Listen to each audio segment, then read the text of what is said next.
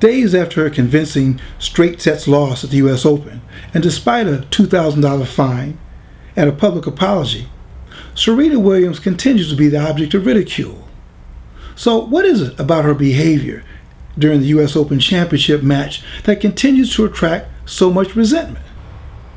Serena Williams once again crossed the boundary of what's considered proper and fitting for a female athlete.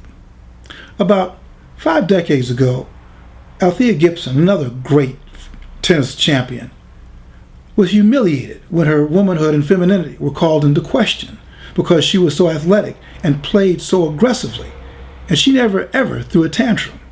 The fact is that there is no precedent for the competitive fire that Serena brings to the women's tour, which is why the only 2 players her behavior is consistently compared to are men, Jimmy Connors and John McEnroe.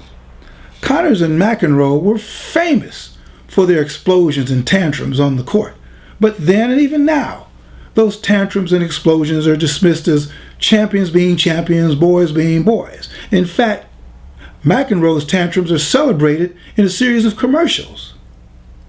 Meanwhile, Serena is harshly criticized for her actions because her behavior and her competitive fire cross the line and violate what's considered to be respectable behavior for women, not only on the court, but also in the boardroom.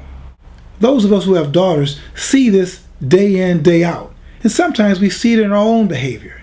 Criticize Serena for being a sore loser, or criticize her for being ill-tempered. But when you do, look into your hearts when you consider what it is about her behavior that makes you feel so uncomfortable. Perhaps it's because she violates your own no-fly rule.